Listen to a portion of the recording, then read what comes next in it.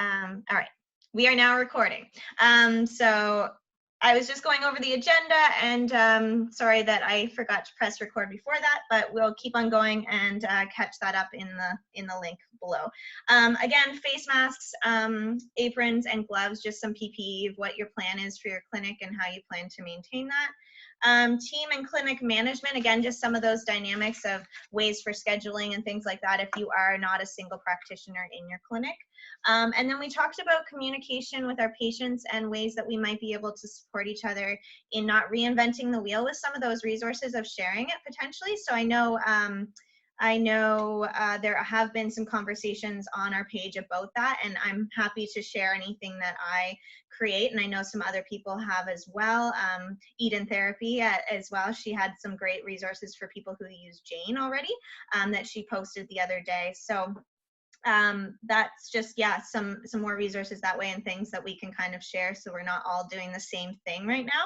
And then what ways we can support each other, just general conversation, questions, concern. If you have a unique thing in your clinic you want to talk through with other professionals, this is a good space to do that in. And then brainstorming and anything else that comes up for people. Is there anything else anyone would like to add to that agenda, or have I missed anything, or do we feel it's redundant in any way? Feel free to raise your hands. Awesome. Okay. So let's, oh, sorry. Yes.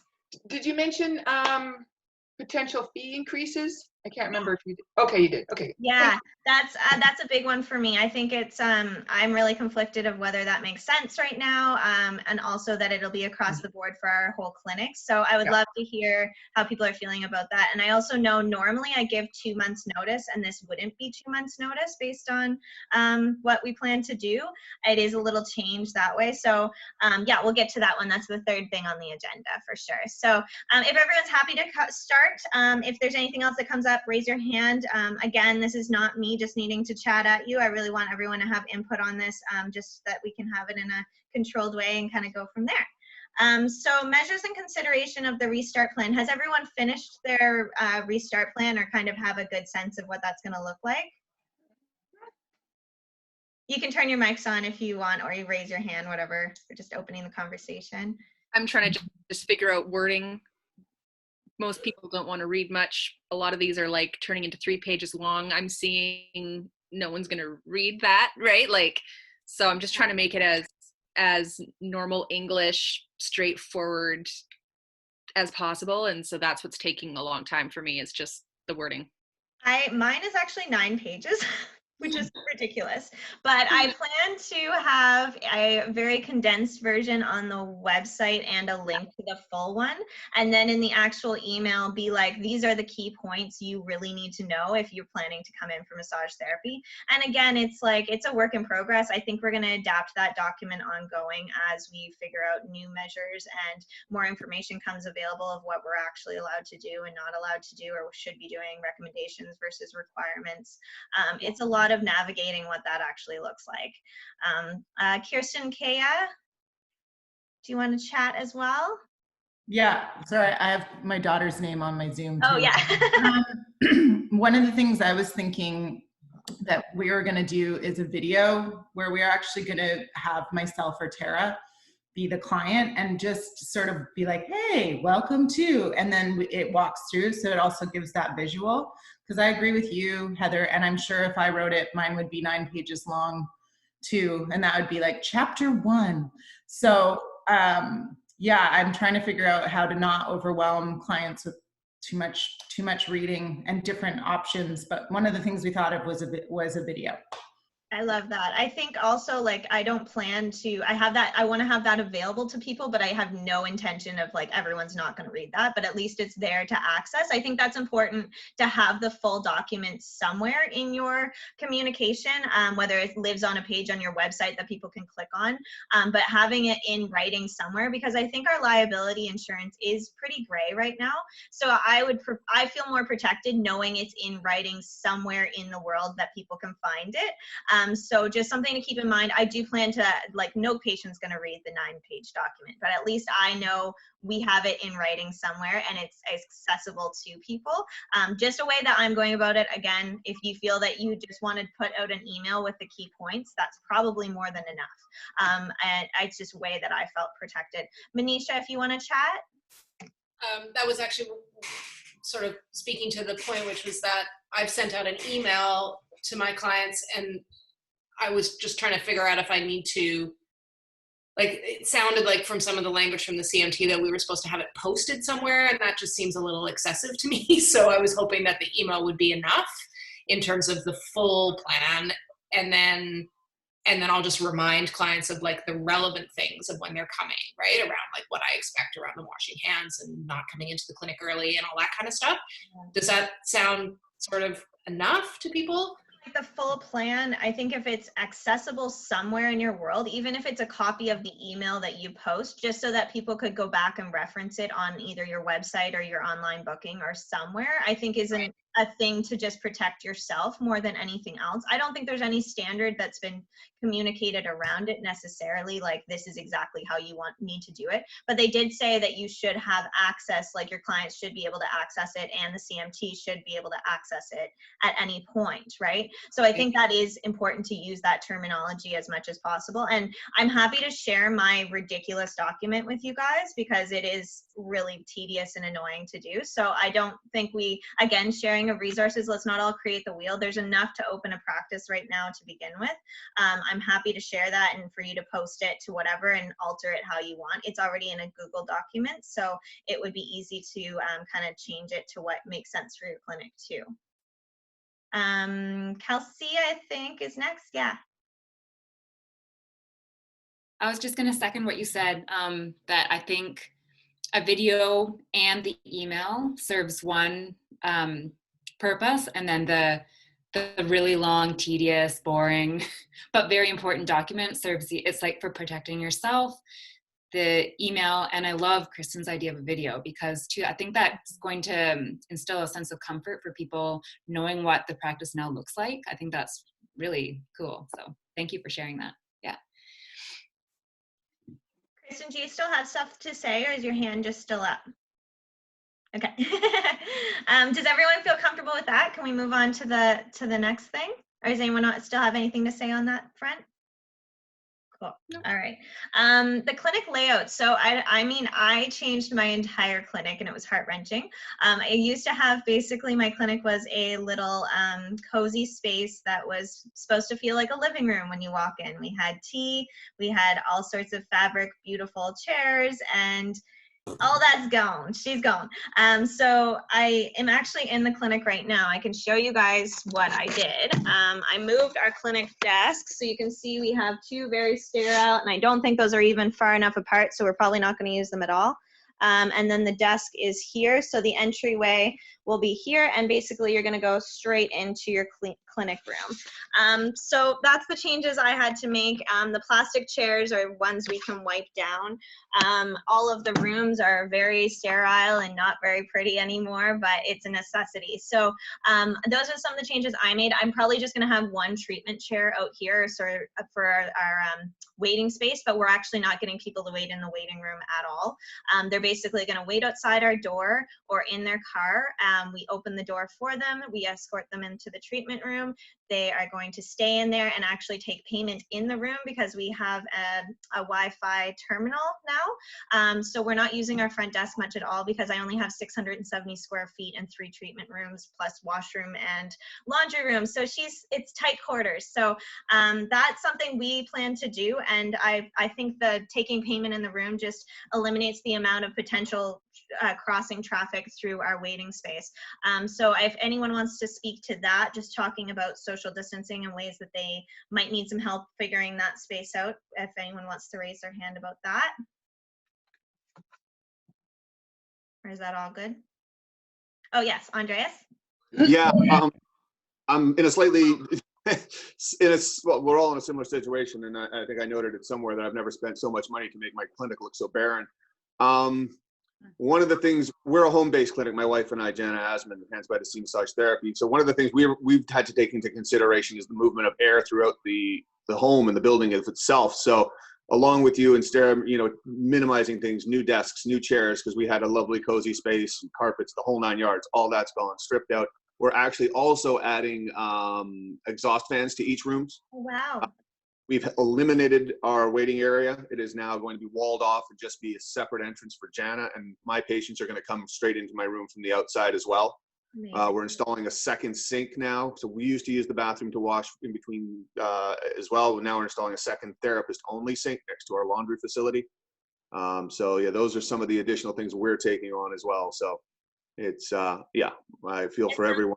Long term, those will all be great investments for your clinic, though, in terms of like it. Yeah, I mean, as much as it sucks right now to have that, fees, but like having an extra sink, like you're probably never going to regret that and those types of things, right? So, I think those are all ways that, it will make it way more accessible. And we're not really sure how long we're going to have to do this for. So I'm not sure to sell my fabric chairs and all of that. I mean, I don't know how people feel about that. If anyone wants to speak to that, Juliana, you had your hands raised as well. Yeah, just saying that we were hoping to look at getting our clients who wish to have their credit card information on their file, so that we can actually just bill directly regardless, because we have all their billing information with their credit card. So that is another way that's what we're going to move towards, should people choose to want to give us that information. I believe and we Sorry, go ahead. Well, and we're also just I think we're putting up a barrier as well. Ingrid is putting up a glass barrier, and I work at Bodycraft. And yeah, I guess we're limiting anybody in the waiting room so that we can just really streamline. If they have to pay, we'll have a cover over the credit card machine. I like that idea of the Wi-Fi thing. I'll mention that to Ingrid. That's a neat thing, just to be able to do that in your room. Yeah. So, but I was going to say, I think I'm pretty sure you can take email transfers now as a business too. So they could even email transfer. I plan to set up on Jane it as a payment. So when you put in the payment as a receipt, that it'll have email transfer as one of the options. So that's just something you can add on as a process as well. And we don't plan to print any receipts. So that's a big one, is no paper receipts for now. So I think that's huge with being able to do that with Jane. If you are still writing paper receipts as your standard, I'm not sure, is anyone doing that? Is anyone all online? Yeah, Alyssa and Manisha.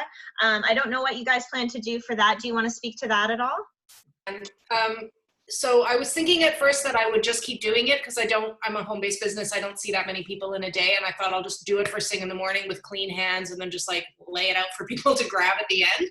And then I started rethinking that afterwards, and I'm not on Jane. And so, and the online booking that I use Full Slate. They don't have a receipt option unless you do all sorts of complicated things that I didn't want to do. So eventually I just made a document that I'll just email to people myself, and they can print it out. And most people don't even bother printing out their receipts, right? A lot of people just send in to Extended Health and don't even have to prove their receipts most of the time. So I'm hoping that will work. It'll be a little more work for me, but at the moment I'm going back part-time. I'm only going to see 4 or 5 people in a day. So it's not that much work. So I'm hoping that's going to be okay. Same for you, Alyssa, then?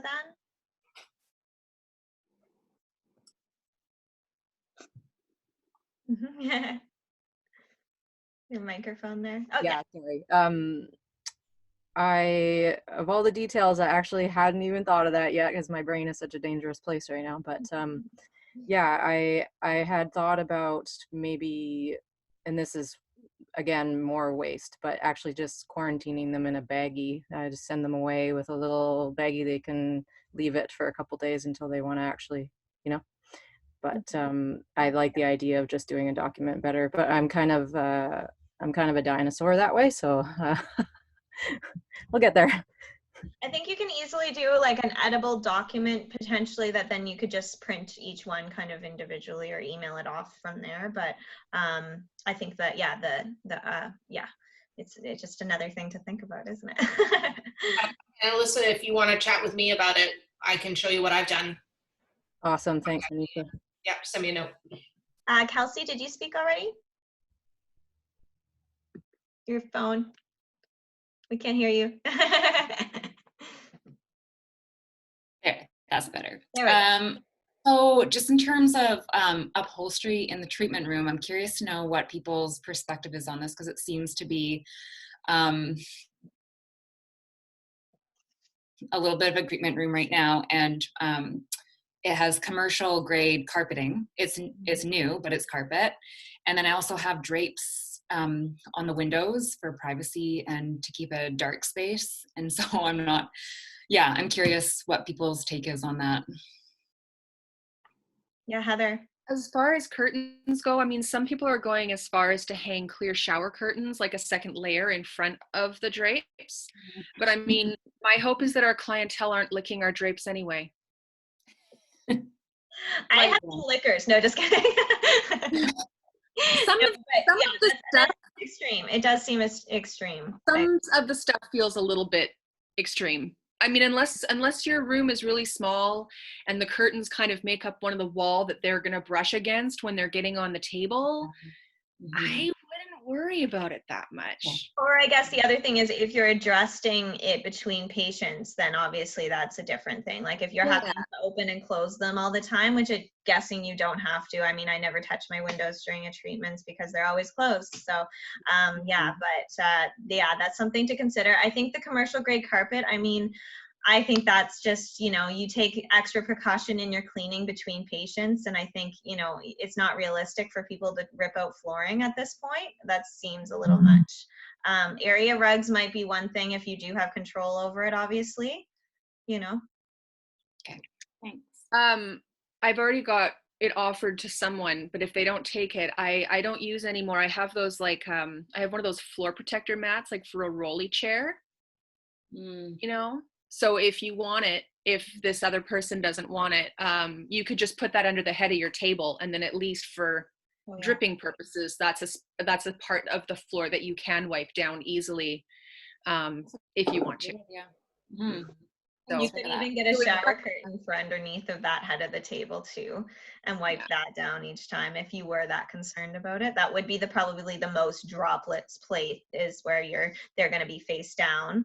I am getting as well. I'm getting, because I just bought a brand new table and I don't want it to get ruined with the sanitizer. So I actually am getting a seamstress to make us headrest vinyl covers for the top of the for the headrest. And so I asked her if she wanted more clients, and she is developing it for me, a plan already. So I'm happy to share her information once she's made ours. So if anyone would like those, because I know I just spent a lot of money on a table. I don't want to ruin it in the next couple months here with all this craziness. So it'll be it'll be a hospital grade vinyl that you can wipe and sanitize between each patient, so you're not taking off. And then I still will have the comfy washable headpiece on over top of that, so there's a little bit more comfort that you'll take with the linens each trend. Yeah, Heather? It was a little bit of an investment, but I really, really like the sheepy face piece covers. So I, at the most, will be doing 6, hopefully only 4 or 5 a day. I've just made sure I have enough for a full day, because I'm going to be washing my masks every night at home anyways. So I've just got a fleecy for each person. So that's another layer, I mean, you still have to sanitize the face piece, but hopefully with that much material, you're not having to use bleach on the vinyl or something like that. But I would definitely be interested in one of those. Yeah, me too. Yeah, Manisha? The other thing that's been going around, I don't know if everyone's seen it, but is this idea of putting like a pillowcase or something and attaching it to the bottom part of the face piece to create like a little breath catcher, wind tunnel kind of idea. And if you were worried about your flooring, about carpeting, then that would be a really good way to contain people's any kind of droplets without them having to wear a mask face down.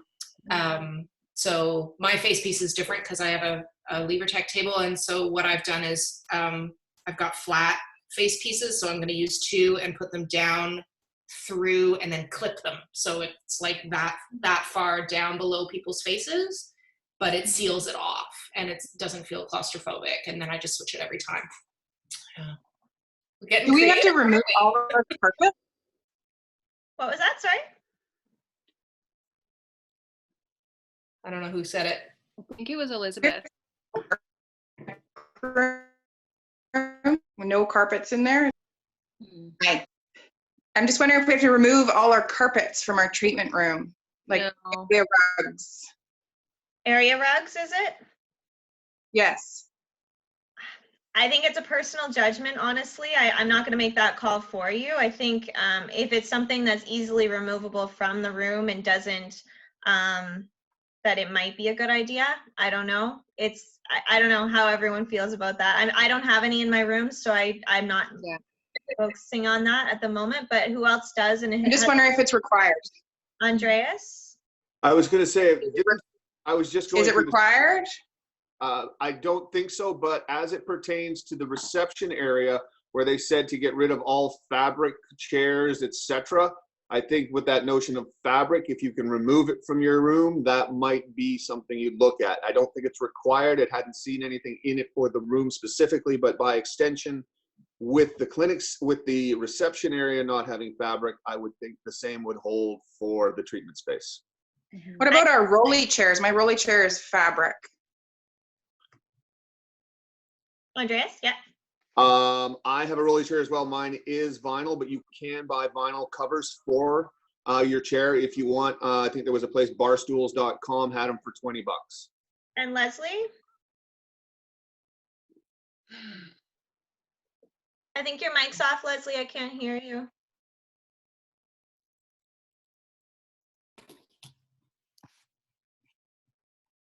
Still can't hear you.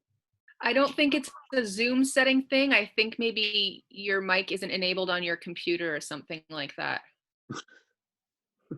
You can type There's it also in a the chat box. chat and I can say it for you if you'd like. Yeah.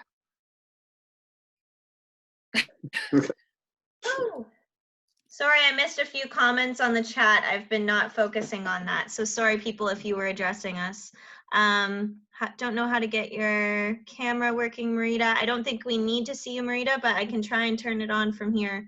Oh, I can unmute you, but I don't think I can show your camera. Awesome. Leslie, if you want to type anything, I'm happy to say it for you in the chat section.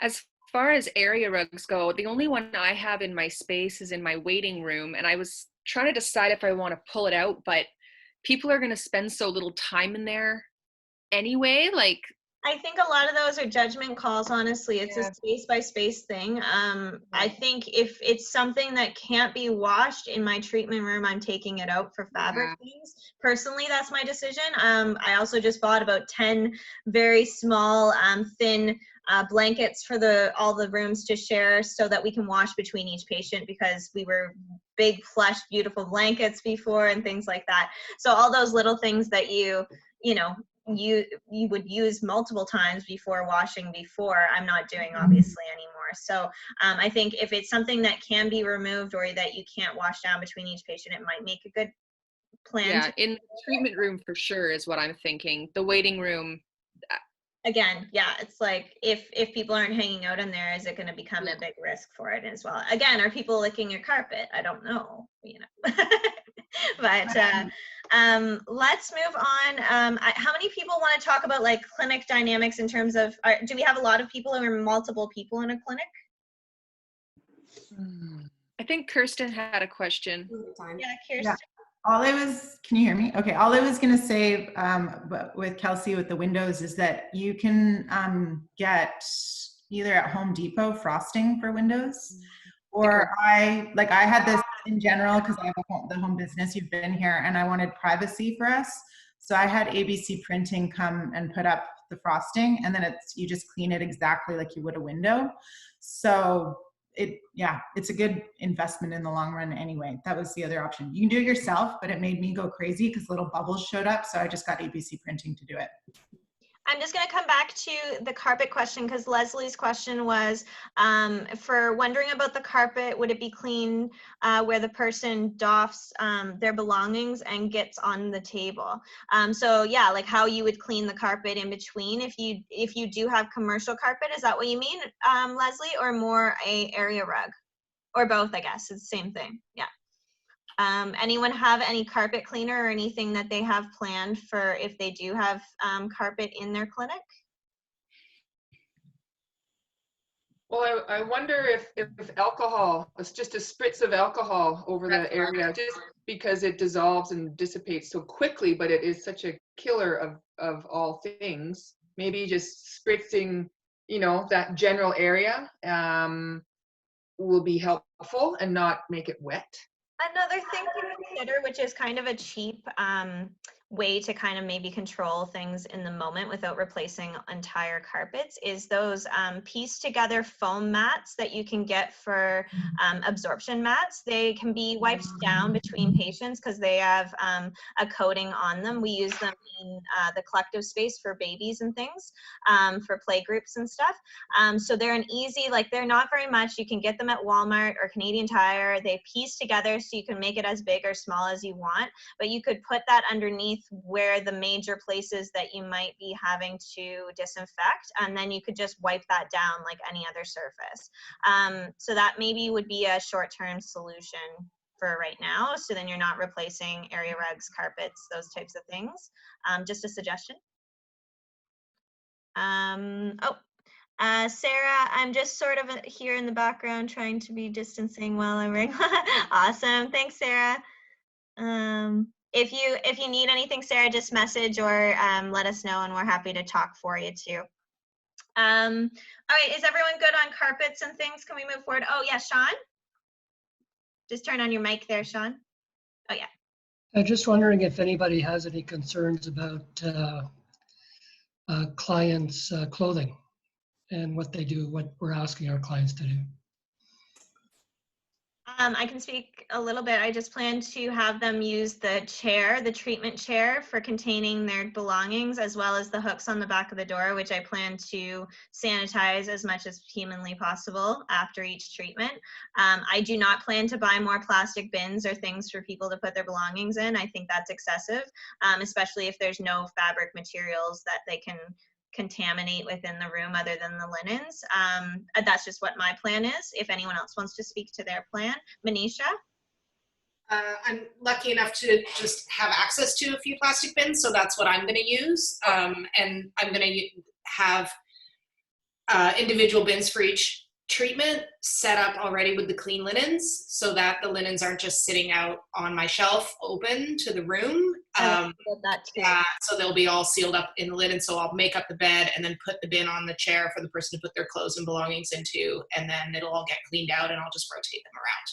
But I wasn't really happy about buying a whole bunch of extra plastic bins anyway. I was just lucky enough that my partner could source some for me at his work. So again, I think those types of decisions are all clinic by clinic basis. I don't think there's any wrong, right answer to that either. Does that kind of answer the questions, Sean? That's great. Yeah, thank you. Heather, you wanted to say something? Oh, just similar as you, I'm just going to be very specific about, like, this is your zone, this white chair, this white tray surface, and these white hooks are for you to put your stuff on. Don't touch anything else in the room, blah, blah, blah. And people typically put their stuff there anyways.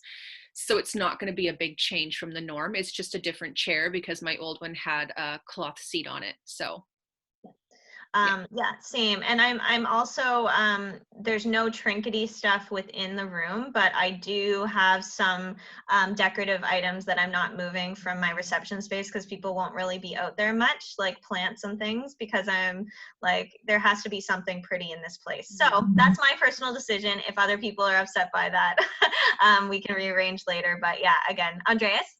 I was just going to say that I feel for you there because I got some great artwork in my treatment space that's wood and it's got to go. But I've been entertaining either like geometric painting on the whole wall or getting a mural done or something like that from local artists. So something to at least make my space look something other than just a hollow sanitized cave. Yeah, and again, that's like every space is going to be a little different with how much stuff you have. Some are very clinical to begin with and don't have much on the walls, but just things to consider that way. Obviously, I changed a lot in the last little bit here. And you become a little stubborn, or I know I am. I'm like, I don't want to change anything else. I'm keeping my plants, and I'm going to be a baby about this. So I'm keeping my plants. That's my personal decision. They're in a windowsill. They shouldn't be touched by patients, but again, I will sanitize them a couple times a day just to make sure anyway. So personal decisions on those fronts. I think we're going to move ahead to entry and exit of the clinic. What our personal choice was, as I mentioned earlier, is we will be getting our patients to stay in their cars until the exact time of their treatment time, and we're opening up our clinic door to allow them into the clinic. And then they're going directly into the treatment room. We're performing treatment, that's weird. Yeah, we're doing the treatment, and then they're staying in the room. We're taking payment, escorting them out, and opening the door, and they're leaving. That's what our clinic is doing. Is anyone else wanting to talk through anything that way, or have any ideas or any criticisms or comments about that? Yeah, Heather?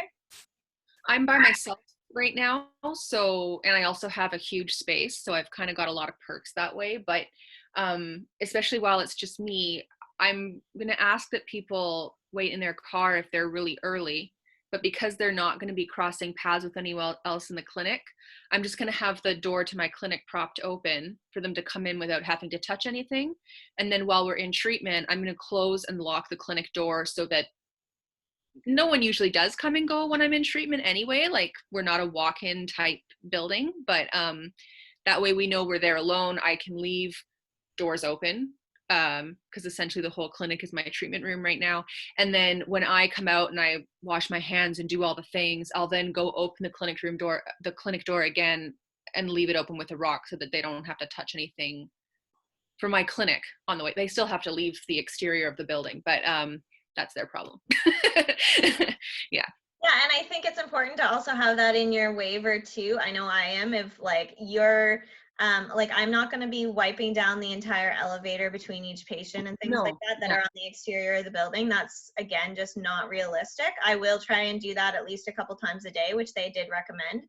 But in our like kind of consent, it's like, you also have a responsibility to be not touching all the things on your way up to the clinic, please, you know, like keep it contained. But people are a little bit more lackadaisy too. So just also that they are consenting that they, even just by coming into the treatment space, they are potentially exposing themselves to risk, right? So Manisha, you had your hand up? Yeah, the only other thing I'm going to add to that is getting them to wash their hands as soon as they come in. Yeah, I agree. That's the first thing. And the door to the bathroom will be open and they won't have to touch anything to do it. I also have a clinic dog, and people love to say hi to the clinic dog. So if I could just leave the door propped open, I would, but she would run out the door. So I'm having to ask everyone to wash their hands before they greet her, because they shouldn't touch her with soiled hands. So yeah, that's very smart. Yeah. They don't make PPE for dogs, so you know. Oh, that'd be cute though. Oh. A little baby shirt that says, "Did you wash your hands first?" That's a good idea. Yeah. Kristen? Similar to what all you guys are saying, one thing I'm kind of wondering is regarding when they're showing up, and we'll talk a bit more about masks, but just sort of like, say they show up and they don't have a mask, how are people approaching that? When are they giving the client, and how are they giving the client the mask? And then as far as not touching doorways, I saw it discussed on some of the pages, and I get opening the door to the treatment room, letting them out. Washroom use, like kind of leave it up to them to open and close the door, because otherwise it seems a bit awkward.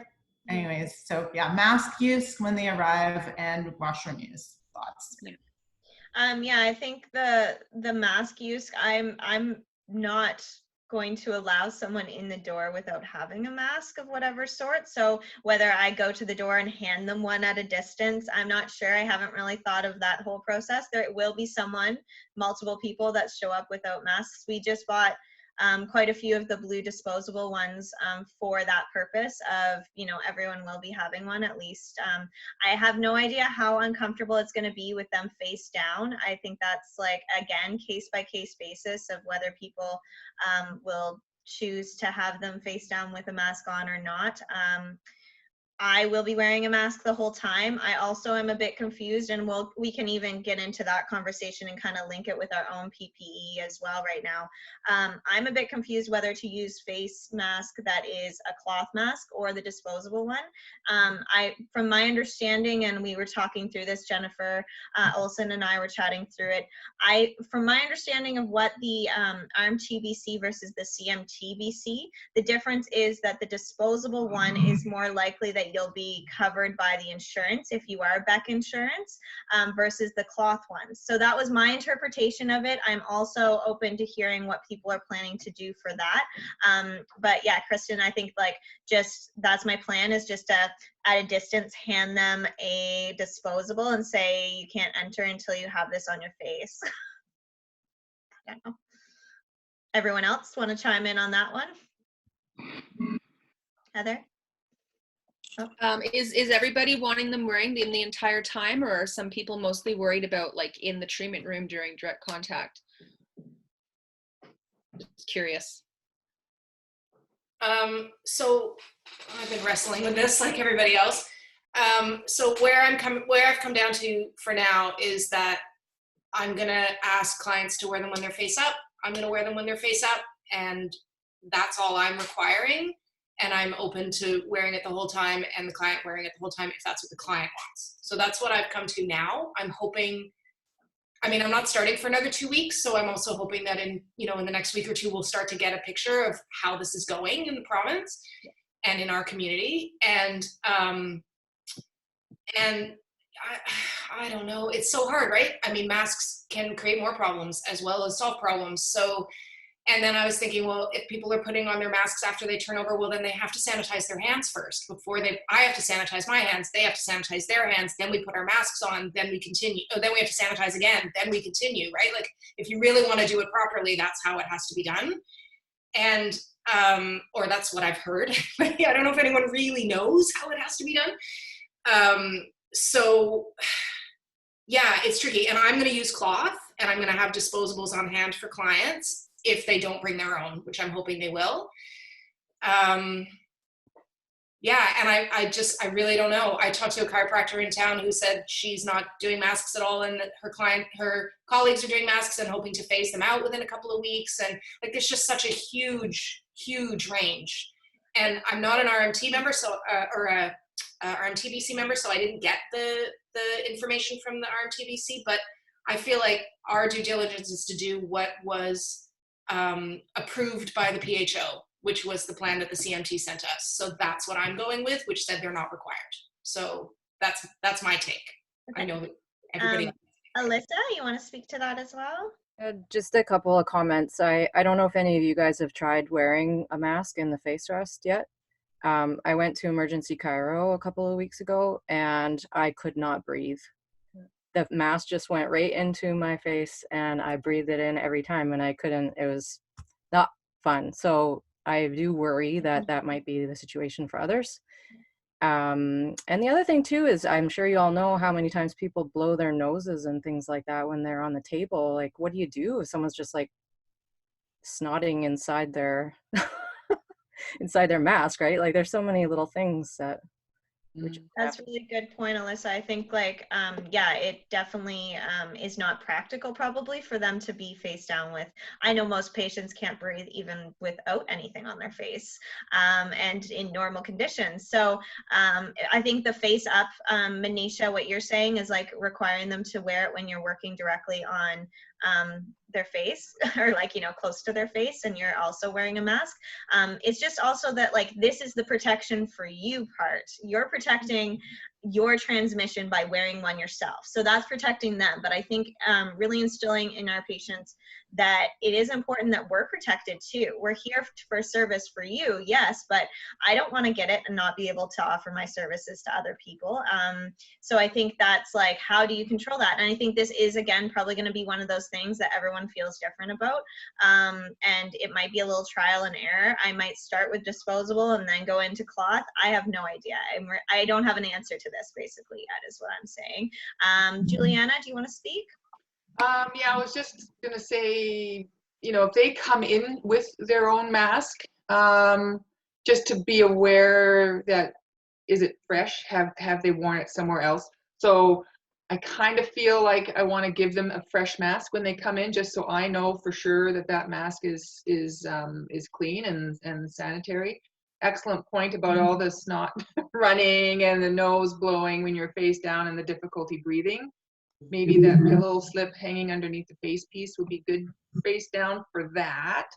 But definitely face up. I mean, I live with a person who has, you know, some chronic lung issue, and so he's really concerned about what now I'm going to come home with, seeing people in a very enclosed space, and we don't have windows, which is maybe a blessing. I don't have curtains, which is a blessing, but then there's no airflow, so it's going to be super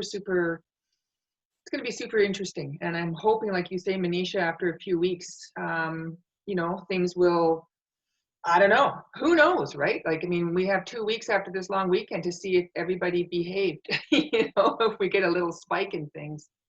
Yeah. Heather, I think you had your hand up as well. I think I'm going to be talking to everybody when I book them in. I've turned off my online booking. So I'm going to just probably ask them, like, do you want to wear a mask the entire time? And do you want me to wear a mask like for everything?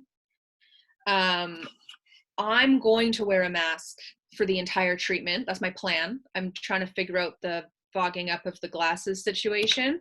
I might just be blind in the treatment room, which is fine because our job is tactile. So good though. I can't say I've never done it before. So yeah, I'm gonna use reusable cloth masks with a filter in it, Cleo. So that's what I'm doing. And I'm going to say that it's mandatory for them to wear a mask when they're face up, but I am making those pillowcase tunnels for when they're face down, because it's just side lying kills my back to work like this, and no one's going to be able to breathe. So I'm doing the pillowcase thing. But if people do want me to wear one the entire time, like even for billing, and like I said, I've got just over 1,000 square feet to my disposal on my own, so we can stand 10 feet apart if we want to, that if for everything else. But that's kind of where I'm at with it right now. Cool. Tracy? Yeah, my plan is masks on for both myself and clients when they're face up, when they're supine. And then otherwise, I will, if they prefer that both of us have it on the whole time, that's fine. We're also going to do the pillowcase, pull the pillowcase up through the face rest, cover it so that when you're face down, it's still catching any little droplets without being suffocating on the face. Have you tried that? I'm so curious. I haven't yet, so, but I'm not starting this week either. So yeah, well, awesome. Yeah, we have to try it out and see how that'll feel. Yeah, I've tried it. It's really comfortable. You don't even notice it's there. Okay. So much more airy than having a face mask on while being face down, for sure. Yeah, I can see how that would be much better.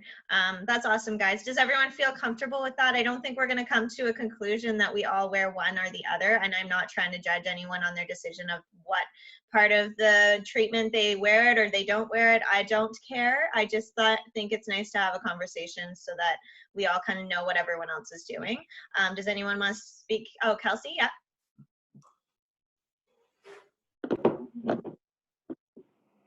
I just wanted to say it's a really interesting challenge of our boundaries with the whole mask thing, because it is about our safety as well. And so for myself, I've sent out the email to my clients already with like the generalized protocols. And I've requested patients to bring a mask for their treatment, like still not really knowing what that's going to look like, but I wanted to put that in there. And then I ran into a client of mine today who's basically said, like, I got your email and I'm not going to wear a mask. And I found that so interesting. It's like right away challenging boundaries. So I think whatever choice we as practitioners decide to make, I think like the challenge is to really stay strong in our boundaries with that choice. And I think as well, in a loving, supportive way. Yeah. I think I think as healthcare practitioners, people are looking to us for guidance, and it's not like in my clinic stance, I'm not letting it be a optional thing for them to at least enter the clinic without having a mask. They don't have to get treatment yet. They can wait until that goes. I mean, this is probably not going to be something that's forever, but if you want to enter my clinic space and you want a treatment from me, you will have to adhere to that. And I'm sure I'll get kickback, and I don't care, because then they're not coming in for a few weeks, and that's okay. But I think I think it's totally normal for people to feel like they're just going to make up their own rules.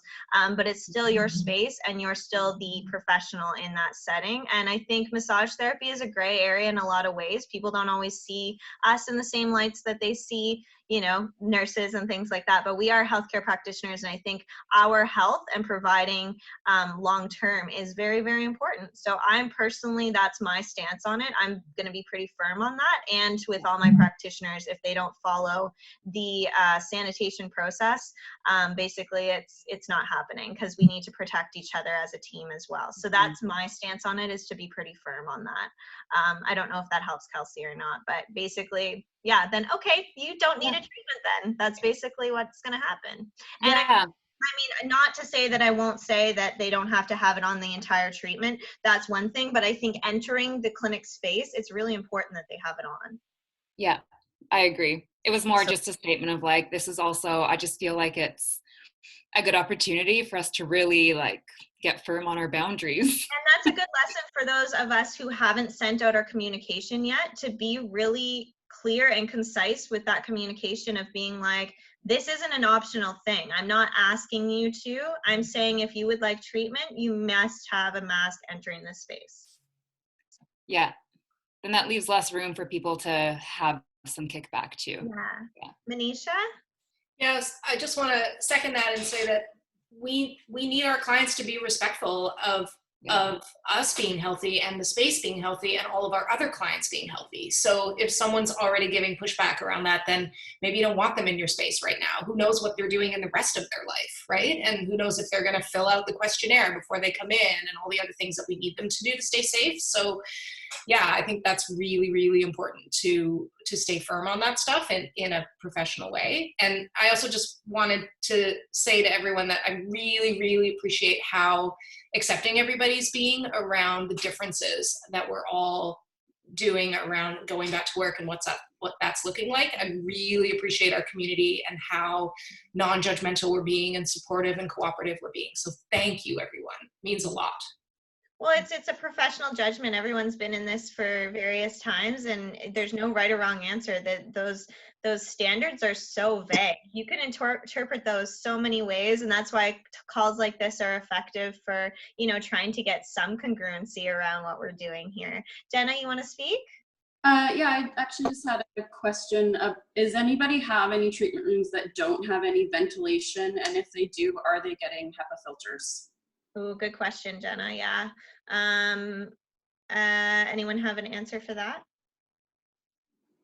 I just have a ceiling fan. Yep. I have ordered an air purifier, not specifically for Corona because it's too small, I think. Yep. But just for in general, I've been thinking about getting it for a while. If anything, hopefully it's just a goodwill kind of gesture. I don't know, but there's not a lot I can do about that in my space aside from treating with my treatment room door open for a little while I have the clinic to myself.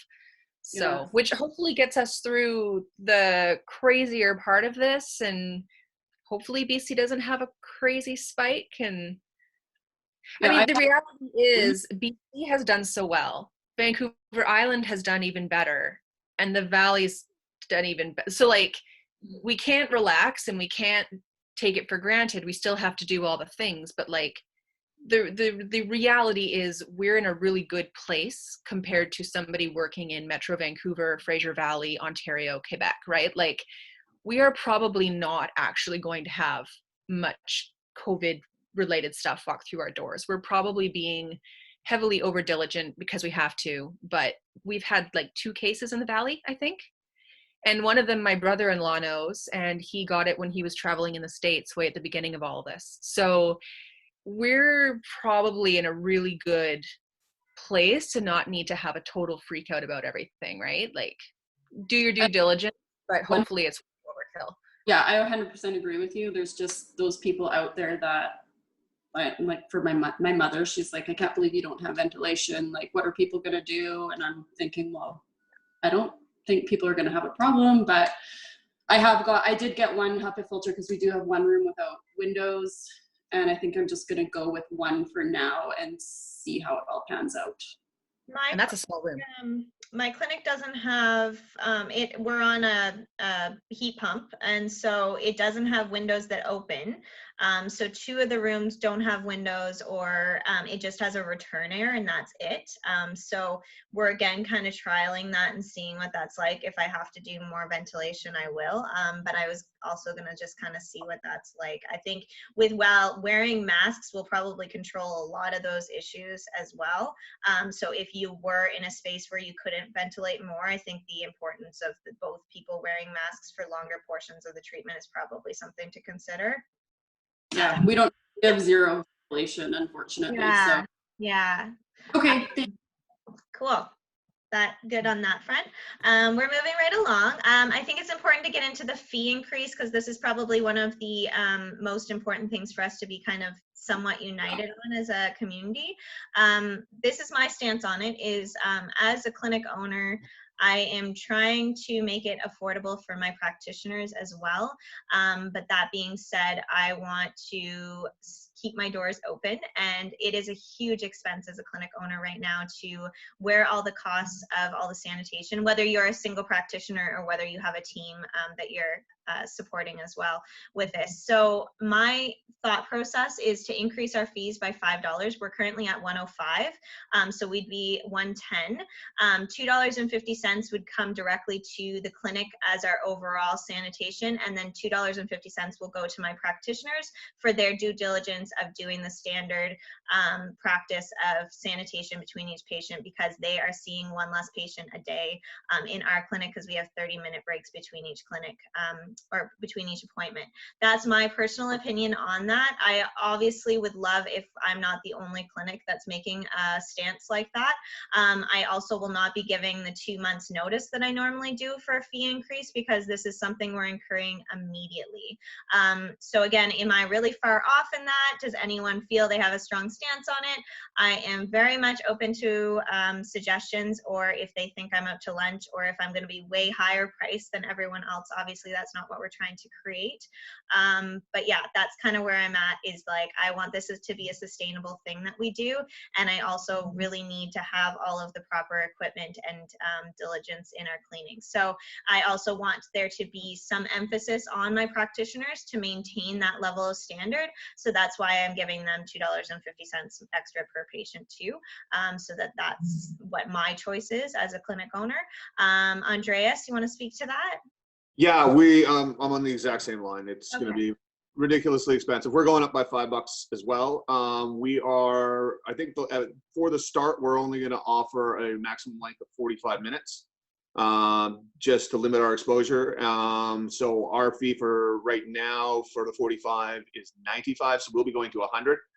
The idea there is, yes, the $5, but also make it so that anybody who wishes to pay for treatment, they can tap. They don't need to insert or use the card or anything to go over that $105. It's just another sort of step to minimize contacts within the room. So that's our line of thinking. So yeah, $5 seems, for all the cleaning supplies and all the modifications we have to make, is reasonable. And I don't think we'll get much pushback from our patients. So. Cool. What about even a temporary COVID-related increase? I mean, it depends. We had just increased our rates this year. Like, I'm already at 110 for an hour. And I'm kind of like, we had already, Andrea, my associate who's moving away, we were kind of like, that's as high as we're really comfortable anyways. But like, my thought was maybe I charge $2 a disposable mask if somebody needs that. I got some of the Shelter Point distillery alcohol stuff for cleaning and things, and like, it's an added cost, but there's just me and I don't know. It's a hard one. I just increased my rates. So it's hard. Coming up to the same level you'd be at, because we're at 105 right now. So we'd be at 110 because we didn't do an increase for the past year and a half. So September last year would have been normally what I would have increased, but we didn't. So we kind of held steady at 105 for massage. So yeah, I think it makes sense for us to come up to that. But Heather, I agree. If you want to charge per mask, that might make the most sense for the extra need of that. Andreas, I think you're next, and then Kelsey. I've already spoken, so you caught me before. Okay, perfect. Kelsey. Oh, can't hear you, Kelsey. Every time. I'm also on board with increasing rates, and I've been kind of playing with like what is an appropriate amount to increase them by, and I think $5 sounds reasonable. I don't think it's I'm on board with you, and I like the way that you've broken it down. It makes sense, and if we can explain it to clients that way, I don't think that people would have a problem with it. Is your Cleo, is your rate 105 including tax, or is that before GST? Yeah, including tax. Including, okay. So I'm at 110 right now, so I'd be going to 115 for an hour, and I'm comfortable with that personally. Okay. Elizabeth, you're next. Hi. I think I've been at 110 for 2.5 years, and I think we'll go up by $5 here to 115, including tax. So I mean, I'm already hundreds of dollars in and haven't even gotten any of the real supplies I need. So I think that's what my clinic will be doing for sure. It sucks because it's going to be, you know, everyone else is going to be coming up to 110, and I'm going to be going over, but whatever, we've been like that for 2 years. So I just have a quick question. I'm sorry, my son is in the car running. I have to go. I'm going to Yisk. Do we need to have the foot pedal garbage cans, or does anyone know? Because I'm sorry, I'm just running out the door. I have to leave the meeting. Thank you for recording it. I'll look at it later. And I love hearing about everyone's struggles too. It just makes me feel so much less alone in all this. I did. Good idea to have, Elizabeth. Yeah. I'm planning to grab some. Yeah. My concern. We do need to have them? I think my concern with the foot pedal garbage cans is when you push it down, it's going to flip it up.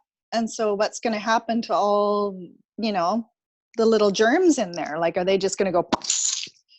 So I haven't decided what I'm doing with my garbage can yet, if I'm just going to leave it open and just change it in between, which is a lot of plastic, or go to one of the ones that you just, you know, push the thing through and then you sanitize it between people. Oh yeah.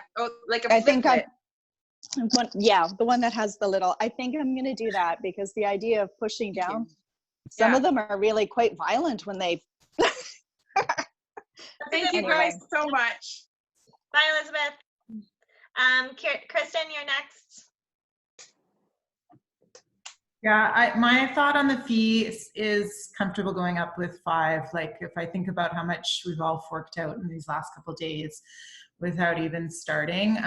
And I've seen, I think I posted like our hairdressers in Cumberland, they're adding it. They said there's a $5 added COVID fee. So you could play around with that. You could have it, and then you could remove it if you wanted to.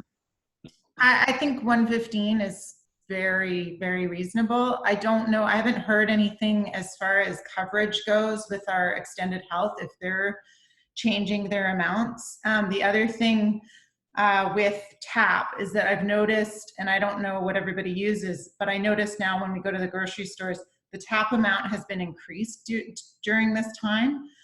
So it is over 100 in some places. So maybe you can play around with that. Does anyone know if that's something you have to request your machine to do, or whether it's an automatic depending on the provider? I have no idea. I don't know. I think it's automatic, but I could be wrong. Yeah. Again, I mean, that might be something case by case. I'm with Chase, so I can look into it and post if it is something that I find out. Yeah, Andreas? I can post as well I use Square. So okay, awesome. Leslie, I think you were next. Kristen, were you done chatting? Yeah, okay. Leslie?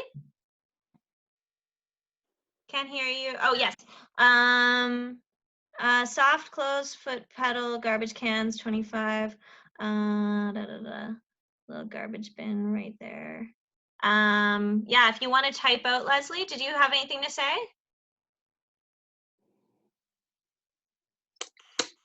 I'm not great at lip reading, I'm sorry. Okay, yeah, so there's some more information about garbage cans in the group chat as well, if people are interested in more specifics on that. So yeah, I think we're all pretty united on potentially a $5 increase depending on your clinic by clinic basis. I'm probably not going to give notice too much more than, hey, we're opening and you have to pay $5 more, so sorry.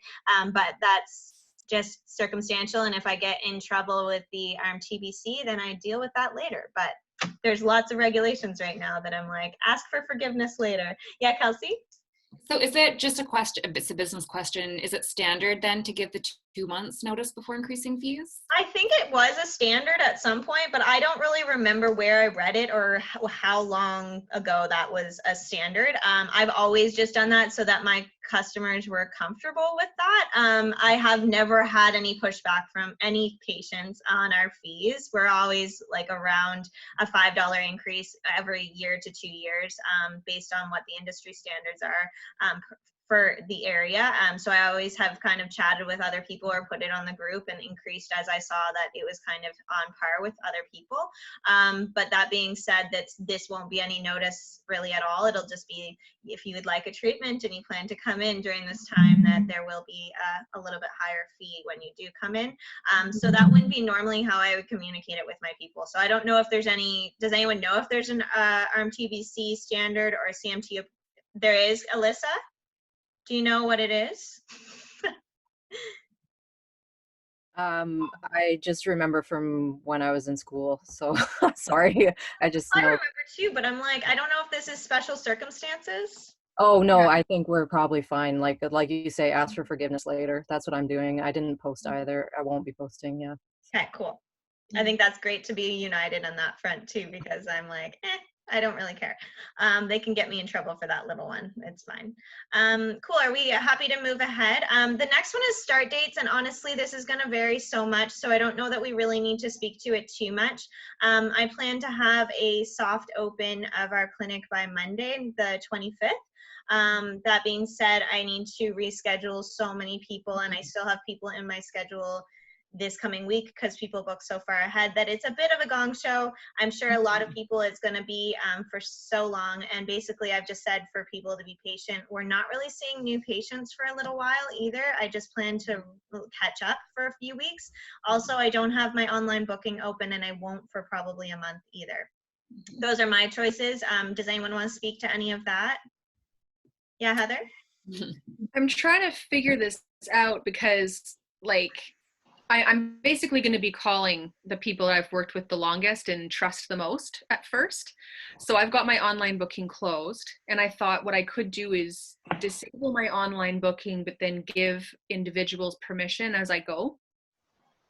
I don't know if I do that within Jane. I know I can't within Jane. I don't know what you use. I use Jane. You can disable your online booking. I think it's a global thing though for like the whole clinic. It's in the settings online booking section.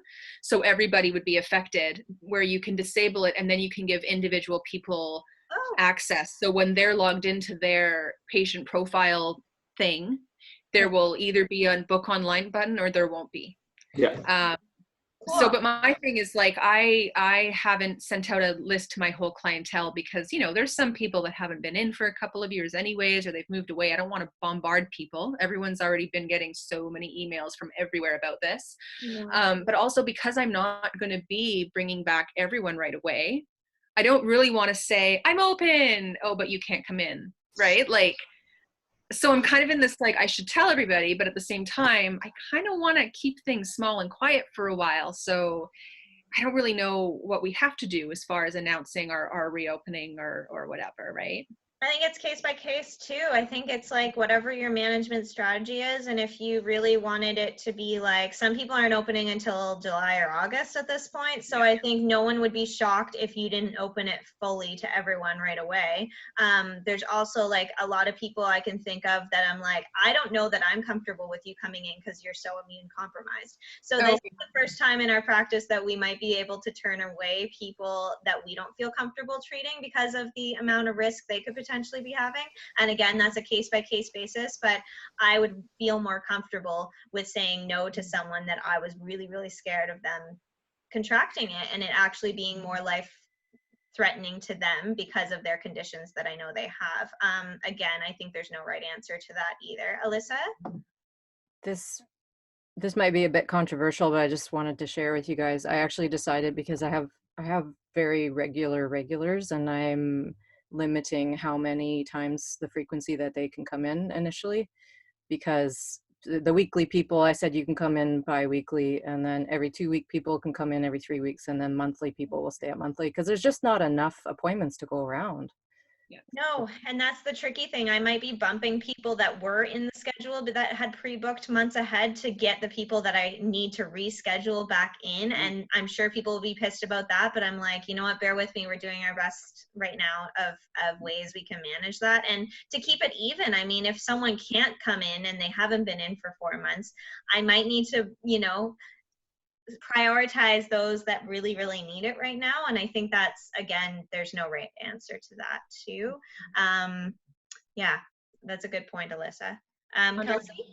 Yeah, I was actually just going to make that same point, Alyssa. I've just started recalling clients today, and I'm realizing, oh my goodness, there are certain people that come in every week, and I have so many people that I need to reschedule. So what I'm doing is that I'm just telling those people that come in weekly, it's mostly for maintenance anyways, just to say, hey, I'm going to get you in right away that first week, but then please be patient as I allow everybody else to get a chance to receive treatment. And then we're just going to go from there. Yeah. Marita? Marita, I think you need to turn on your mic there as well. I know Andreas had his hand up. Oh, sorry, Andreas. That's okay. You're looking at a bunch of people. That's fine. Heather, I was going to speak to your point about how do you open, etc. I think maybe just a notice saying, we are opening, but we will be contacting the patients who booked and had to cancel. And then just a note to, when we get through those patients, we will begin to open it for later periods of time, which also allows you to weed patients out. And speaking to the trust issue that you were talking about, taking on those patients that you do truly trust, which speaks to Kelsey's problem with that one patient who said, screw you, I'm not wearing a mask. And it's just like, and that's a big thing in the CMT guidelines, that trust is mentioned 15 times at least.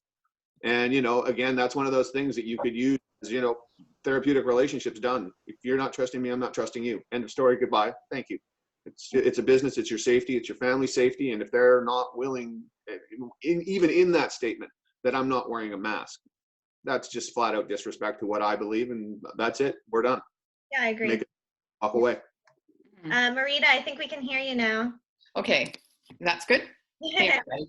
So we are doing a gradual reopening with just a few therapists starting with staggered appointments. But I also put on Facebook and working on the website, of course, and on Jane that on our reopening, we're implementing our new changes, but we're going to be rescheduling with first patients canceled are the first to be rescheduled.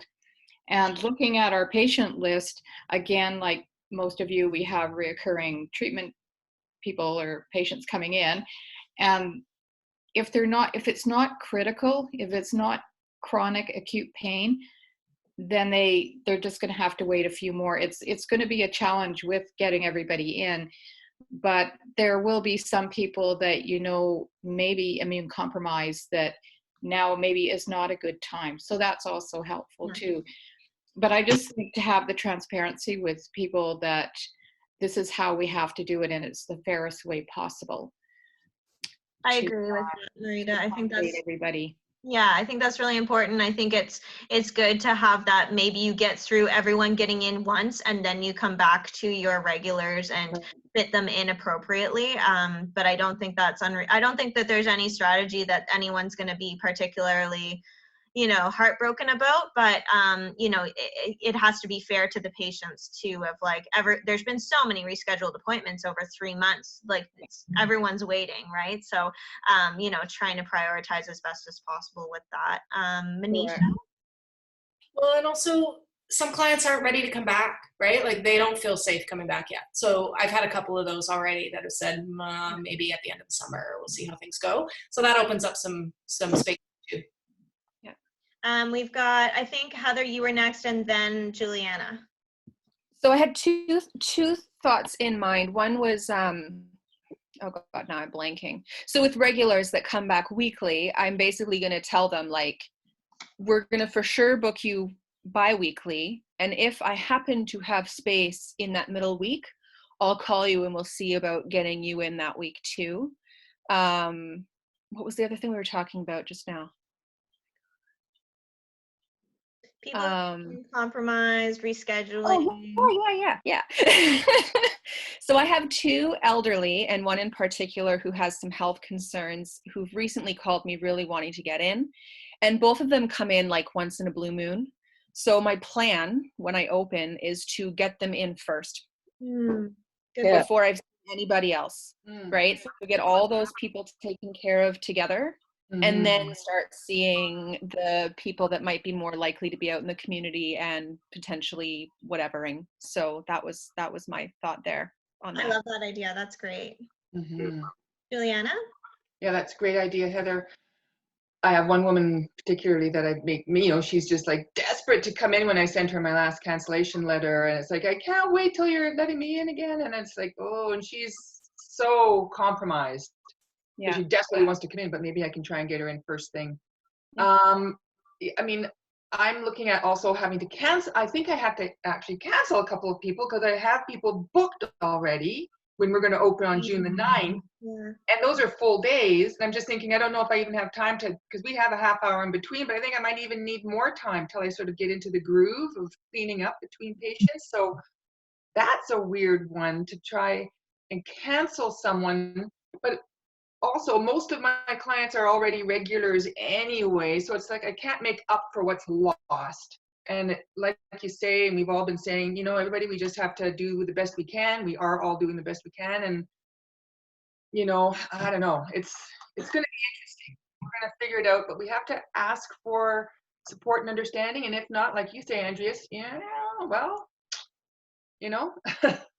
what can you do? What can you do? I think it's like you just have to kind of ask for forgiveness, ask for patience, and say we're doing our best as possible. It's just like it's a lot of pressure when you love what you do. You want to be able to share it with as many people as possible, and that's a great thing as RMTs that we can provide people with such care, and that now we can go back to work. Like that is a privilege right now. That being said, people all have to do their part of being patient with us in that process, because it's not going to be easy for us to navigate and to do it safely. And I would rather know that my clinic is completely safe and clean and see 2 or 3 people a day than to rush everyone back in the door because I'm feeling the guilt of a 3-month cancellations. It is what it is. Everyone's life's been turned upside down, and I am not going to compromise the safety of our clinic in that process. And I'm sure no one else would, because we're all health professionals, but just wanted to speak to that too. Kristen? I was just wondering, we're looking at figuring out the schedule and stuff, and there's a couple things that I have to play in my own personal life. Is that we have a close family member who's pretty immune compromised, and we're not sure what's going on there. So Tara is aware of that I might not be able to go back to work. I also run the risk of that I do have a home business and it's separate. We have a shared laundry room. So we're looking at having very minimal amount of clients coming in. It will be a less of a day. It won't be 5 to 6 clients. It will be 3 to 4. And the other thing I was curious about was whether, Andreas, you mentioned doing 45-minute treatments, and we've talked about that too, about really just offering either only 60 minutes or basically 45 and 60 minutes, and that's it. And just so that it keeps it simple on the schedule part of things. I'm also only doing 60-minute appointments. We're setting the breaks as 30-minute breaks between each slot, so there can never be overlap of our 3 practitioners. So one person is always starting at 8:30, one person's always starting at 8:15, one person's starting at 8. So you never have crossover within the clinic. So it's a really big circus here, but it's the only way we can guarantee that there's not that overlap of contact throughout the space, because we can't social distance within our reception space because it's too tiny. So that's the way I've navigated that, is like the set times. So the ones that are booked ahead are never going to go into those time slots perfectly. So I literally have to revamp my entire future schedule and all of our practitioners. So it's messy at best, but yeah, that's I agree, Kirsten. I'm only doing 60-minute ones just to keep the congruency of the crossover times as well. Juliana, I think you were next. Oh, your microphone's off. Yeah, I hadn't really thought about limiting treatment times, because, you know, I get most clients are an hour, but I do have the odd half hour. I do have the odd, well, I have quite a few hour and a halves, and there is a one 2 hour, but I'm just, wow. I mean, you know, that's maybe our nature to want our clients to have exactly what that. It's a great idea to get the ball rolling, but I feel nervous about making that suggestion to actually change a client. You know, I've been seeing a person for so many years at this length of time, and then to shorten it. How are you handling that guilt? Well, it's also temporary, right? What'd you say, Heather? I think you couldn't It's hear me. temporary. It's temporary, right? Just at the very least while we play catch up, or just while we're having to manage all this COVID precaution, and that when that's done, you can resume your normal programming, right? My concern with saying I'm only doing 45 minutes or I'm only doing 60 minutes is there are some people who can't afford more than half an hour, right? And so, and I do like that with half an hour, there's less contact time, but I know my hours are not going to want to go down to half an hour. And if you do more half hours, you're making a little less money, or you've got so much more time in your day that you are once again, you know, bringing your income potential down even more if you're limited on how many people you can see in one day because of the number of masks or sheets or blankets or whatever that you have.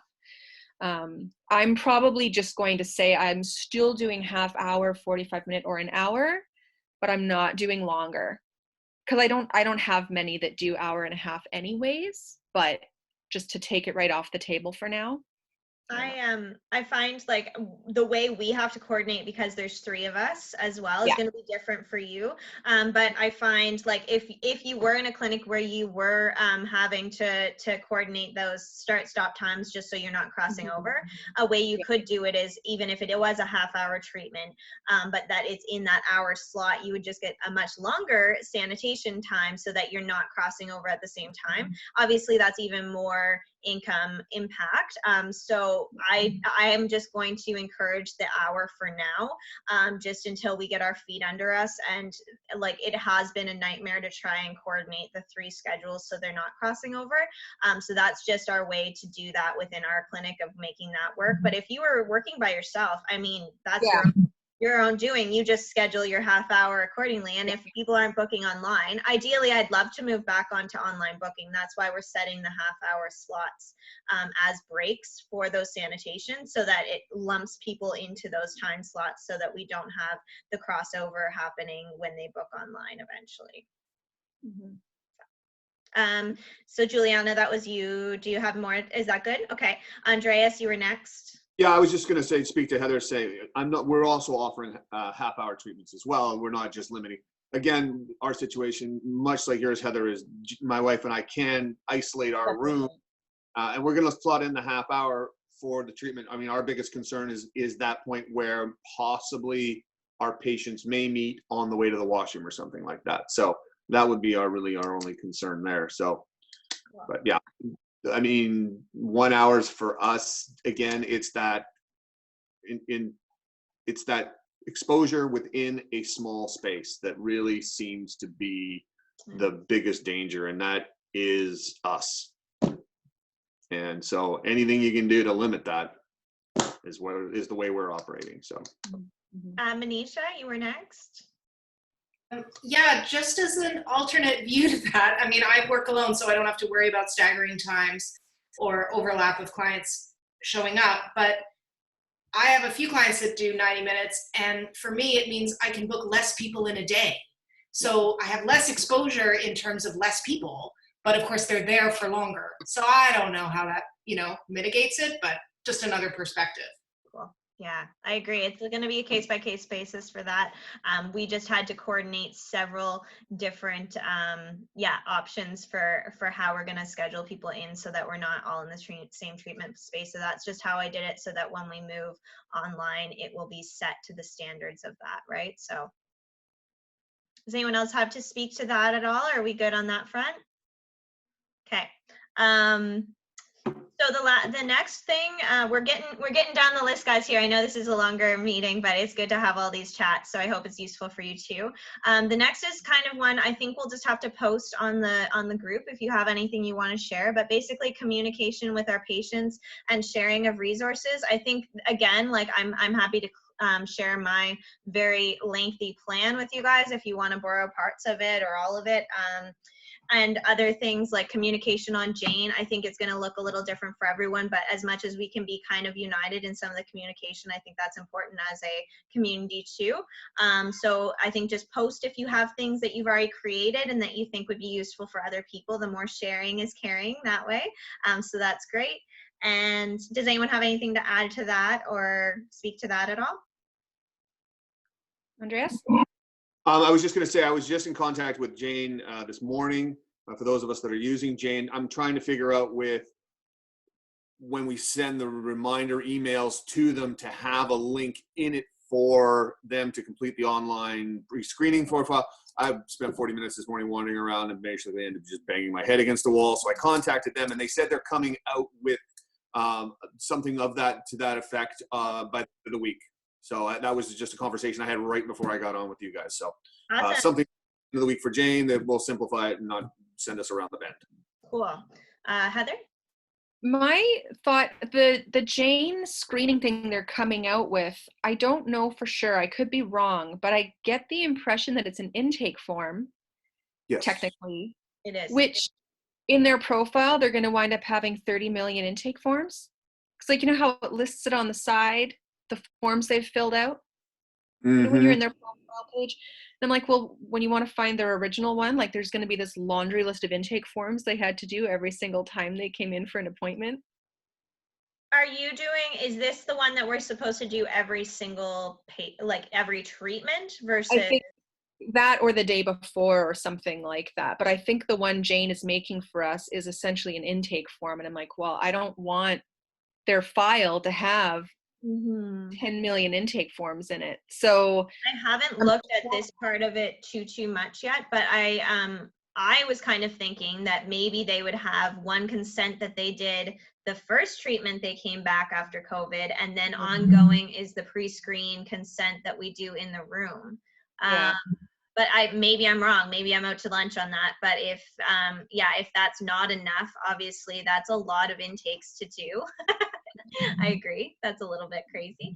Andreas, you had your hand up? Yeah, I was just going to say, it's like I'm under the impression that communication with the patient is when they book, we're supposed to call them and give them the questionnaire. 24 hours before, we're supposed to call and go through the questionnaire again.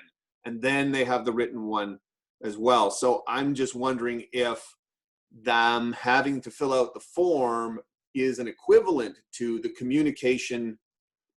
It's hard to say, that was my line of thinking, is to send them the form in lieu of the actual call, because as somebody was saying, you know, I call, they don't answer. They see a number, it's blocked, they don't answer. They just don't like to use the phone, they don't answer. So how do you bridge that conversation around contacting your patient? Do you stay up until midnight calling them 37 times to make it happen? What happens? I know. And I think that's really like, this is where the CMT and RMTBC sometimes are like, it's not practical, that standard. That's not going to work because people are like, yeah, I'm good. And that'll be their consent. You're like, no, actually, I need you to fill out this written consent. And also verbally, I need to confirm, blah, blah, blah, blah.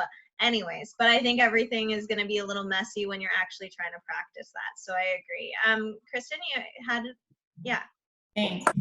Yeah, along those lines, I'm just sort of wondering, because I was thinking about, like, sometimes I'll get the clients to like fill out the form here. Of course, I'm going to try to get people to do it as much as possible. And again, usually with new clients, you have to get them to sign. This is just for general consent. We have to get them to sign it. So was trying to navigate touching tablets, touching POS, what we're using for cleaners for those, in order so we don't fry our computers, or ways around the signatures. I don't know, thoughts on that. And the other thing I'll just throw in really quickly was thermometers. Is that a thing? Like, do we need thermometers? So I know this meeting is going on forever, but those were two things that I wasn't super clear on, is when to get those signatures and cleaning tablets and thermometers. Kirsten, I was just going to say, for as far as that consent form, perhaps, and this is what I do for our regular consent form, is if you're using Jane particularly, just have the form laminated, and then you have them sign it, take a picture of it, add it as a file into their profile, and you're done. And then I have a tablet with a stylus, so they sign right onto the screen. Yeah. So I just wasn't sure. I can do it that way. It's just, I know it would be more added time. So I was just trying to figure that out. I use the same method as you do, Kristen, too. Okay. Yeah, so I think with that situation, it's just a matter of sanitizing the stylus or getting a second stylus for the patient, for them to sign, and make sure they just do not touch your tablet. I do it my way, so nobody has to touch my tablet. Okay, yeah, I think that's a good point, actually. If I can get it so that they can just touch the stylus, and then, yeah, if anybody has any suggestions, because I did see some stuff, like, we do have to be really aware of all the sanitization, that we're not destroying all of our equipment. I have something called iClear, which is it's an Apple product, or an Apple supported product, but it actually has sanitation in it. But anything with rubbing alcohol should be safe to use on your machines, from my understanding. Okay. So, I mean, that variation for that, but I plan to have the iClear for our own electronic stuff here, and then obviously the heavier cleaners for everything else. But I mean, it's still sanitation, it's just going to be safe for your machines too. Yeah, that sounds good. Go ahead. Yeah, Heather. I don't know how it would fly, but something I was thinking about, even just for regular treatment consent for the first appointment, was adding a consent box that says, you know, due to after the COVID-19 pandemic, for sanitation purposes, my therapist and I are completing this together. Like just signifying that the therapist is the one ticking the boxes, but you're discussing it as you go, and the patient was in the room at the time of it, and all this kind of stuff. Where they wouldn't actually be signing anything or touching anything, but at least like you went through the whole thing together. I don't know. I wonder if that would be enough. Like, I think the signature is important. Yeah, I don't know. Alyssa, you had your hand up, I think, too. Yeah, so like I said before, I am a dinosaur, and it's embarrassing because I'm probably the only person here who has paper files and things like that. Oh, yay, I'm not alone. So I just wanted to see if you guys could help me and those of us brainstorm a bit, because I'm trying to get my head wrapped around how I'll do the consent thing, and it might be worth it to do some stuff and email it out. Obviously, I think that'll be best case, but I've seen at one chiropractor I went to, they actually had a laminated situation where they would get you to sign each time you would go in, but then do I need to document that still, right? Can you help me? Anyway? Leslie, I don't think we can hear you, but you Oh, can. I think I got it fixed up. Oh, nice. Yeah. I'm just going to be having them sign a half piece of paper of consent form for each time that they come in, and just tuck it into their file. For each treatment, and then would you have a continued sort of form that they sign each time? I think they just have to consent to the COVID, and then once. Verbally after that, you just discuss. Yeah. Okay. I have to review what's required. Again, I've only read our CMT documents, but I'm hoping that the whole, like, my hope was to have an intake form that I fill out with them over the phone when we're booking the appointment, that just goes through the symptoms, like the screening questions, and that would be the one COVID intake form.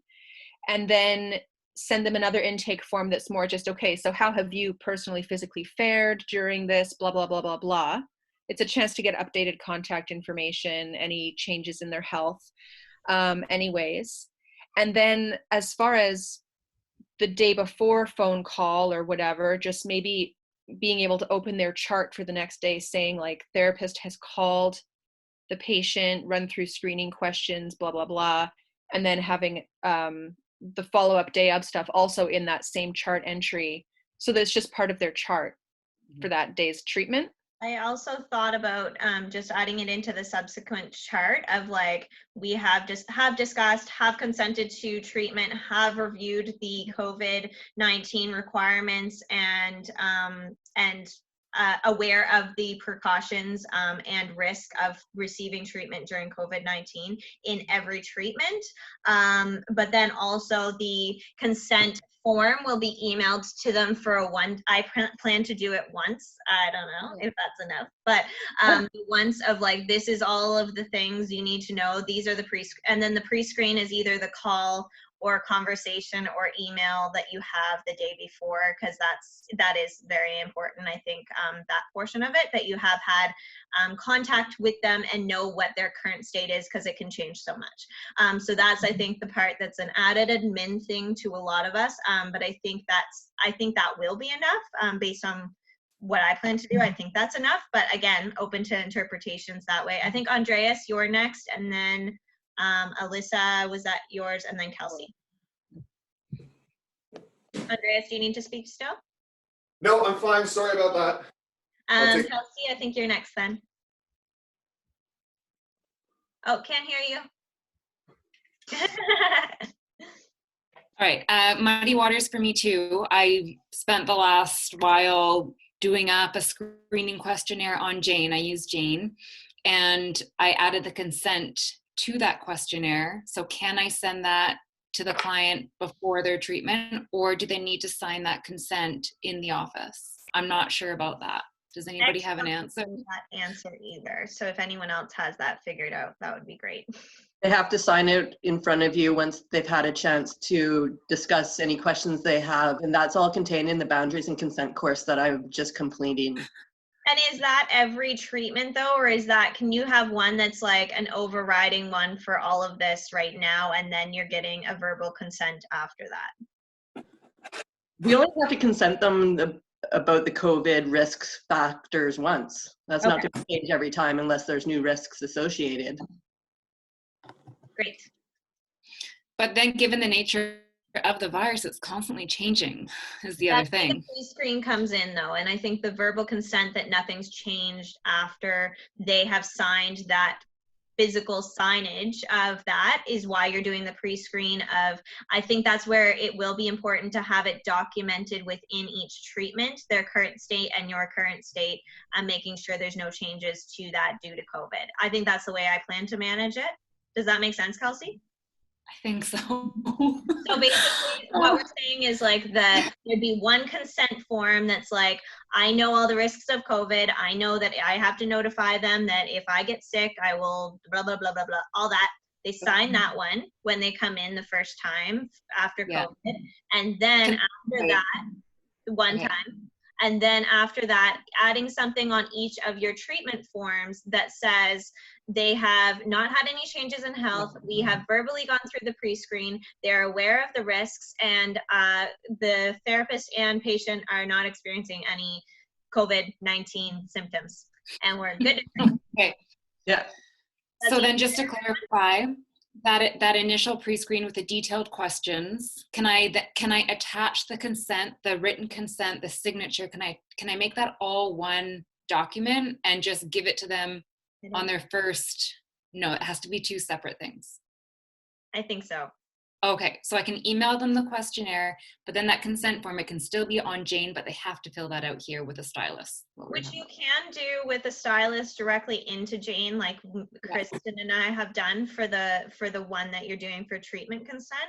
It would be similar to that. Like, I plan to basically duplicate that one and have it as a separate COVID one, but that they still sign it on my iPad with the stylus, and then I'll sanitize the stylus, but then it's in their Jane record. Yeah. Perfect. Thank you. That makes more sense. Two separate Thanks, documents. Leslie, for verifying that. I have not done that course yet, and I don't want to, so I will, but I'm not excited about it. So now, for those of us who don't use tablets, and so it's like a laptop, you can't use a stylus and sign digitally. You can add a signature to an intake form, so that computerized signature will suffice. Because otherwise, normally, some of the Jane intakes, like, you can enable the signature thing, but you don't have to. It can just be a tick box. So a lot of those kinds of things, there isn't a physical signature anyway, right? Mm-hmm. Totally. Cool. Is everyone good with that? I think for sake of not having everyone on here all day, we'll just kind of scoot through the next little bit here. Basically, if you have any resources or you have anything to add later, you come up with something brilliant, please just share it on the group if you're okay with that. Or create a Google document is another great way, either in a Google Drive, so you can send a link to people that then they could edit it for their own clinics, which is a really great way. So you can do that for any Word document, any Excel document, anything like that, and you can create a link, then people can make a copy for themselves. So make sure that they make a copy, not edit your version of it. So you don't want them editing your version, you want them to have access to it. So that's very important, because you don't want them to change your document for you. But any resources that way that anyone wants to share. And then the last, is that okay to move forward from that? Does anyone else have anything they want to add? All good? Okay. The last thing is just any way we feel we need to be supported right now. If it would be helpful to have another month's time, another meeting on here, I'm so open to that. If that's helpful for people, to be like, this is what I've learned after a month of doing COVID craziness. If that's helpful, I'm happy to host again. If this was helpful and you guys need more resources or anything that we've missed today, feel free to send me an email or a message on the group or whatever. And if there's, if this is helpful and we want to continue this or do some quarterly things, I think it's really great as a community to all be on the same page in terms of things. I know I've talked to some of you individually about things, and I like to post on the group lots, but if we want to be united as a community in any way, I'm happy to host these more often. I think it's great to see everyone's face and have ideas be universal. I hope it was helpful for everyone, and if there's anything anyone has questions or would like to add anything, the floor is yours. Heather? I would say that for anyone who is going, I know that for me, my hope is June 2nd, but I'm willing to push it back if need be. But some people have said they're going back a little sooner.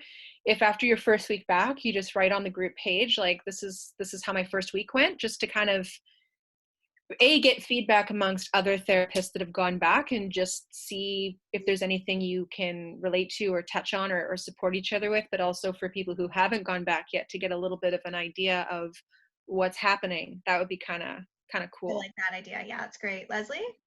Can we share exposures that we learn for our patients? For instance, I massaged somebody at 12:30 on March the 12th who had just had a meeting with somebody right before the massage appointment, and they found out on the 20th of March that that person they had a meeting with tested positive. Wow. And I didn't find out about it until a week or two after that, in early April. Just happenstance, I saw it on Facebook. her confession and health. When she called 811, she was told she doesn't have to tell any of her contacts this information unless she gets symptoms. I would only worry about the confidentiality of what that would look like of the exposure. Yeah, I don't know how that would look, but we wouldn't have to share names of it, just maybe say, hey, we know that there's somebody positive in the Comox Valley. Yeah, I think that's good. Thank you. Does anyone else have anything else to add, or questions or comments, concerns? Yeah, Alyssa? I was just curious if anyone's going back before June 1st. They're all ready to go. Yeah, I am going to go back on Monday. A very slow start, trying to navigate my crazy schedule a bit, and officially trying to get like back to 4 patients a day by June. And those are half-hour breaks in between each one, seeing how that works. And I will be happy to share my experience with anyone. And we are going to try and have 3 therapists in 3 different rooms. We'll see how that works too, the circus. So I'm happy to also, anyone who's a multidisciplinary clinic, if you want any advice on that side of things, I'm happy to talk to what we're going to try as well. Thank you. I think that's it. Does anyone else have any questions, concerns before we leave? I just had that quick question about the thermometer. I'm just confused on seeing whether, do we have to take patients' temperatures, and I don't know which, I have a pile of paper, so I don't know where I read it. I think it's just our temperature that we have to do in the morning. Ours. Okay. Our pre-COVID. Okay. Okay, cool. Thanks. I need to get a thermometer. Yeah, more things to add to the list. Those are hard to find right now. Yeah, they are. Yeah. Okay, well, it sounds good. Thanks everybody for meeting up. Yeah. Thanks. Thank you. That was awesome. Bye. That was so helpful. Thank you. Bye, everybody. Bye. Thank you. Yeah. Bye.